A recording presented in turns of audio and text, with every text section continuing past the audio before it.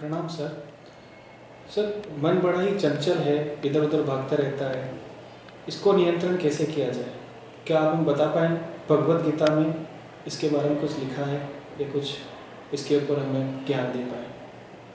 आपने बहुत अच्छा प्रश्न किया कि अभी गीता जयंती आने वाली है और भगवत गीता इस संसार में कहा भी गया है, गीता सुगीता कर्तव्य किम अन्य शास्त्र विस्तरे, कि गीता को सुगीता करना चाहिए, बनाना चाहिए, किम अन्य शास्त्र विस्तरे, दूसरे शास्त्र पढ़ने की कोई आवश्यकता ही नहीं। केवल अगर आपने गीता को ही पढ़ लिया, इतने सारे ग्रंथ हैं, लेकिन इन सब ग्रंथों में भगवत गीता का अपना महत्व है। और आपने जो प्रश्न किया, यही प्रश्न अर्जुन ने भगवान श्री कृष्ण से गीता में किया था, और मैं आपके माध्यम से अर्जुन के द्वारा पूछे गए प्रश्न को बताता हूं आपको। चंचलम ही मन कृष्ण प्रमाथि बलवत दृढ़म तस्या अहम निग्रहम वायु एव सुदुष्टम। हे कृष्ण, ये मन बड़ा चंचल है, ऊंची उड़ान भरने वाला है और मन को मत डालने वाला है। तस्या अहम निग्रहम वायु एव सुदुष्टम, इसलिए इस पर नियंत्रण करना, जिस प्रकार तूफान पर, हवा पर नियंत्रण नहीं किया जा सकता, उसी प्रकार इस पर नियंत्रण नहीं किया जा सकता। इसके विषय में मुझे बताएं। भगवान कृष्ण ने कहा, ऐसे महाबाहो मनोर दुर्निग्रहम चलम अभ्यासे न तू कौनते ये वैरागी ने चग्रही थे। हे महाबाहो, हे अर्जुन, ये मन वास्तव में बड़ी मुश्किल से, बड़ी कठिनाई से कंट्रोल में आने वाला है। अभ्यास ने तू कौनते ये वैरागी ने ग्रही थे, कि अभ्यास के द्वारा, हे अर्जुन, निरंतर अभ्यास के द्वारा तुम वैराग्य को ग्रहण कर सकते हो। हम कहते हैं प्रैक्टिस मेक्स मैन परफेक्ट, कि बार बार एक ही बात को करने से वैराग्य को ग्रहण किया जा सकता है। और मन में जो विचार आ रहे हैं, उन विचारों को विचार शून्य होने के लिए या एक विचार पर जाने के लिए अभ्यास की आवश्यकता होती है। भगवत गीता, मेरा आप सबसे कहना है कि भगवत गीता एक मात्र ऐसा ग्रंथ है, लोगों ने इसको एक अलग रूप में व्याख्या करने की कोशिश की कि भगवत गीता पढ़ेंगे तो भगवत गीता कोई हमारे को वैराग्य दे देगी। ऐसा कुछ नहीं होने वाला। भगवत गीता लाइफ मैनेजमेंट सिखाने वाला ग्रंथ है। और मेरा ये कहना है कि अगर स्कूल में स्टूडेंट्स को, बड़े लोगों को, सब लोगों को अगर भगवत गीता वास्तव सही अर्थ में भगवत गीता पढ़ाई जाए, भगवत गीता ने कभी ऐसा नहीं कहा कि वैराग्य की प्राप्ति हो जाएगी। भगवत गीता में कहा क्या गया है कि एक व्यक्ति जो अपने कर्म के पथ से च्युत होकर, अपने कर्म के सिद्धांत को छोड़कर भाग रहा था, और भगवान श्री कृष्ण ने भगवत गीता के माध्यम से, भगवत गीता ग्रंथ के माध्यम से उन्हें यह समझाने का प्रयास किया कि तुम्हें अपने कर्म से च्युत नहीं होना चाहिए, तुम्हें अपने कर्म की ओर जाना चाहिए। तो सबसे अच्छा ग्रंथ यही है जो ये बता रहा है कि आपको जो काम दिया गया है, कर्मण्येव अधिकारस्ते मा फलेषु कदाचन। भगवत गीता में तो यही बात की गई कि कर्म में विश्वास करो, फल की चिंता कदापि मत करो, क्योंकि जो कर्म करोगे, कर्म के साथ फल का सिद्धांत जुड़ा हुआ है। जो भी आप काम करोगे, अवश्यम भावी उसके परिणाम आपके सामने आने वाले। और मैं इसके माध्यम से एक बात और कहना चाहता हूं आपको कि यह आवश्यक नहीं कि कर्म किया और उसका फल मिले।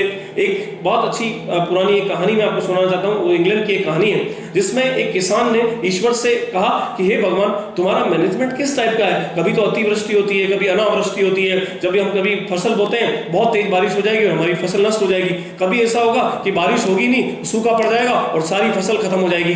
तो हे ईश्वर, तू ये जो मैनेजमेंट है ये हमें दे दो, ताकि हम नियमित रूप से कितने तापमान की आवश्यकता वो सारी व्यवस्थाएं करेंगे और हमारे अन्न का उत्पादन ठीक से हो जाएगा। तो ईश्वर ने उस भक्त की बात सुनी, किसान की, और उससे कहा कि तुम ये व्यवस्थाएं मैं तुम्हें देता हूं, तुम ये सारी व्यवस्थाएं कर लो।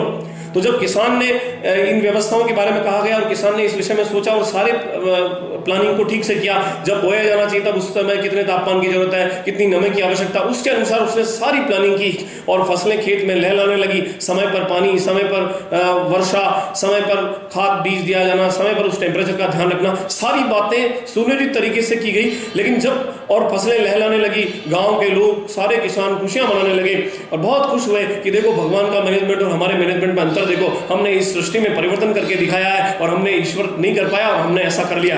लेकिन जब फसलें काटने की बारी, फसलें सूख गई और फसलें काटने की बारी आई और जब वो फसल में से दाने निकालने लगे तो उस दाने खाली दाने रह गए, क्योंकि दानों में वजन ही नहीं था। तो किसान ने फिर भगवान से शिकायत की, हे ईश्वर, आपने ऐसा किया, मैंने तो पूरा परफेक्ट मैनेजमेंट किया, पूरी प्लानिंग की, लेकिन इसमें दाने ही नहीं निकले। तब ईश्वर ने कहा कि तुम्हारे सोचने से और तुम्हारे मैनेजमेंट में कुछ कमियां रह गई है, क्योंकि इस अनाज को अतिवृष्टि, अनावृष्टि, तेज तूफान, आंधियां, तेज बारिश, बहुत गर्मी, कभी सूखा, इन सब की आदत पड़ी हुई। और इन सब में मनुष्य जीवन में भी ऐसा ही होता है। अगर हम चाहते हैं कि जीवन हमारा स्मूथ चले तो उस स्मूथ चलने वाले सीधी रेखाएं हमेशा मृत्यु का इंगित करती है। डॉक्टर के सामने भी जब सीधी रेखाएं आ जाती है तो वो कहता है अब ये व्यक्ति नहीं बचेगा। जब रेखा टेढ़ी मेढ़ी आती है तब लगता है ये व्यक्ति जीवित है। तो जीवन में जब उतार चढ़ाव होते हैं तभी जीवन स्मूथ चलता रहता है। तो मेरा आप सबसे ये कहना है कि इस कहानी के माध्यम से मैं ये कहना चाहता हूं कि जीवन उतार चढ़ाव का नाम है। जीवन में कभी सुख होंगे, कभी दुख होंगे, कभी मन में ऊंची उड़ान भरेगा, कभी मन क्या सोचेगा, कभी क्या सोचेगा। लेकिन हम सबको एक बात जरूर ध्यान में रखनी चाहिए कि जीवन में ये सब चीजें होती रहेगी और हमें कर्म के सिद्धांत को, भगवत गीता को अगर हम मानते हैं तो कर्म के सिद्धांत को जाकर चलना चाहिए। और जब भी आपने अर्जुन की बात की तो मैं फिर कहता हूं कि अर्जुन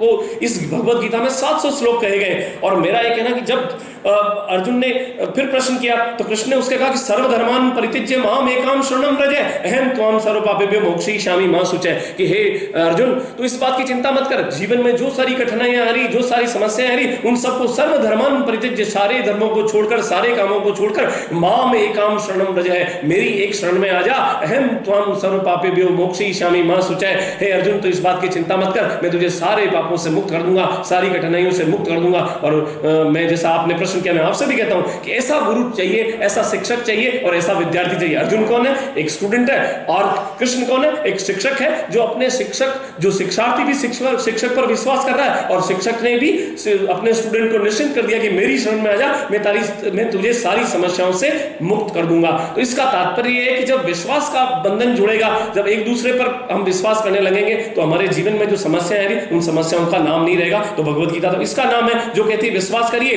तो जरूर समस्याओं का समाधान हो जाएगा। और अंत में देखिए, जब अर्जुन संतुष्ट नहीं हो पाया तब भी उसने अपने गुरु से क्या कहा अंत में? नष्टो मोहा स्मृति लब्धा त्वत्प्रसादात् मया च्युतः स्थितो अस्मि गत संदेह करिष्ये वचनम तव। कि हे अर्जुन, हे कृष्ण, मेरा मोह नष्ट हो चुका है, मैंने स्मृति को प्राप्त किया है। आपकी कृपा से मुझे मेरा मोह नष्ट हो चुका है, मेरी जो समस्या है उनका समाधान हो गया है। अब मैं स्थितो अस्मिगत संदेह, मेरे सारे संदेह जा चुके हैं, मैं आप में स्थित हो गया हूं। करिष्ये वचनम तब, अब जो आप कहेंगे मैं वो करूंगा। तो जीवन में यही होता है कि जब कुछ नहीं हो तो समर्पण भाव से अपने शिक्षक के प्रति, अपने से जो बड़े माता पिता के प्रति हम समर्पण भाव से काम करेंगे और वो करेंगे, वो हमें जो कहेंगे, जो मार्ग हमें जो दिखाएंगे उस मार्ग पर हम चलते रहेंगे। तो भगवत गीता जयंती पर मेरी आप सबको बधाई और शुभकामनाएं। और मैं तो ये चाहता हूं, मैं सबसे मांग करूंगा कि भगवत गीता को तो शिक्षकों में, विद्यालयों में, कॉलेज में, सब जगह इस ग्रंथ को तो कंपलसरी लागू कर देना चाहिए। आप ये देखिए, भगवत गीता में तो कभी सांप्रदायिक धर्म की भी बात नहीं की गई। एक भी शब्द आप ऐसा नहीं देखेंगे जिसमें कहीं धर्म का नाम इस बुक में, इस महान ग्रंथ में आ जाता हो। ये ग्रंथ पूरी मानव जाति के लिए, संपूर्ण मानवता के लिए, अगर हम मानवता को बचाना चाहते हैं, अगर हम जीवन में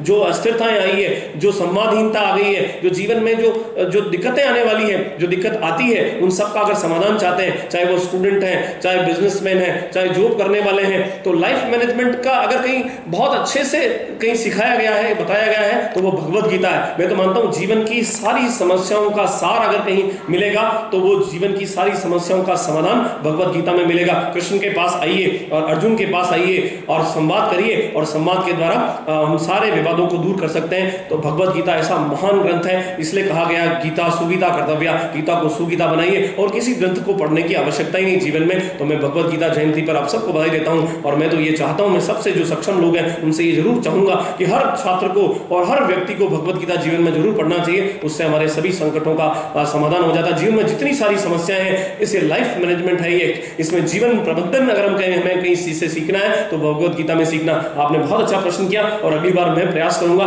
कि भगवत गीता के माध्यम से और जो आपके प्रश्न है, जैसे जो प्रश्न आप करेंगे, मैं भगवत गीता के भगवान कृष्ण और अर्जुन के संवाद के माध्यम से मैं आपको इसका सारा उत्तर देने का प्रयास करूंगा। Thank you very much. बहुत बहुत धन्यवाद सर।